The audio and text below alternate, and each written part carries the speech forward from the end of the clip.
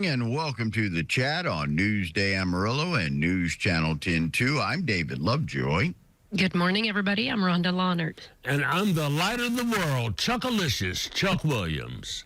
And join us today, our Friday Friends with Fricker. Brant Fricker joins us to talk with us, to get us motivated, to give us something positive to start the weekend on. We appreciate him coming in each and every week and spreading the good word. Today, we're going to talk about a subject. As we round up the end of the year, you kind of go that review, year in review. What'd you do right? What'd you do wrong? What would you change?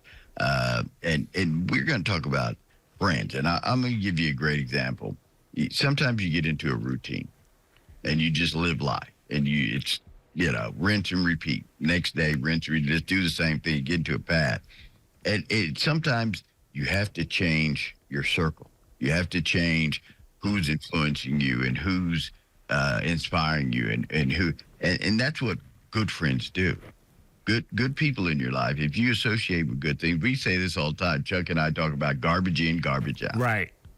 If you live on a diet of garbage, that's what you produce. That's what you come to that level of. And sometimes you get into work and you just do the routine. You do this every Monday through Friday, whatever, and it takes someone coming in or friend or influence to sometimes spark that imagination or spark some effort in you. And that's why it's important to have a good inner circle of friends. Brant, we're going to dig into that and the influence on it. I'm excited. Brandon Claus is happy to be with you. My friend, Pluto Beagle here is joining us unexpectedly this morning. How you doing, my man? I love you too. But yeah, it's so important to have friends. The best way to have a friend, and speaking of man's best friend, the best way to have a friend is to be one. Right. And it's so important this time of year, folks, that you have friends. You know, I got a funny little story. It's a true story. A young man had a talent agent, wanted him to try out for a TV show in the early 90s. And this guy was a musician. He wasn't an actor. So he declined, and he thought the name of the show was kind of stupid anyway. The name of the show was Friends. and that young man was me. Yeah. So, it turned out to be a hit. But, if you watch the Friends reunion, of course, you know that Matthew Perry died not too long ago, one of the stars of Friends. And as they were interviewing the cast of Friends now, they said, hey, do you guys all keep in touch? And most of them said, yeah, we keep in touch. And Matthew Perry was very honest. He said, I haven't heard from anyone. Right. The show Friends, the example of, ushering in the coffee shop scene in America, friends being there for each other, such a fun series. Well, the truth was they really weren't as close of friends as you may have thought. So it's very, very important to have friends during this time. A friend is someone who walks in when the world walks out, Conor McGregor, the MMA champ, at one time said, he said, I don't eat with anybody I wouldn't starve with. Right.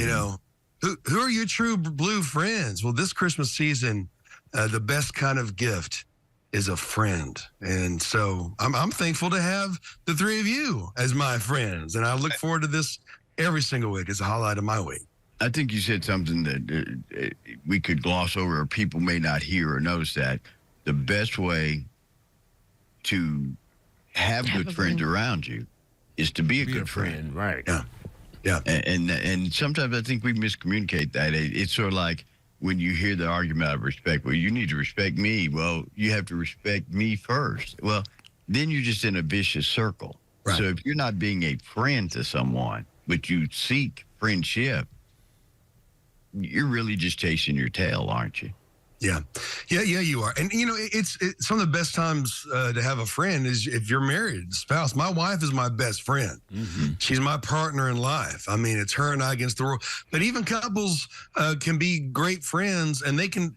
If you're a true friend with your spouse, you can disagree, but you respect and you honor each other. I mean, hey, Even Mary and Joseph, we're at Christmas time. Even Mary and Joseph, had an argument. I mean, the Bible said that Mary rode Joseph's ass all the way to Bethlehem. So I like that. I'm glad you said it. That's my it's so meal. That's it. It's good to have friends, though. And who are your real friends? Little Pluto. He wants to be my friend right now while we're live on TV. But all that to say is, guys, it's so important, to have great friends. When you're afraid to look at your past, or to look at your future, and you're hurt to look at your past, look beside you. Your friend is already there.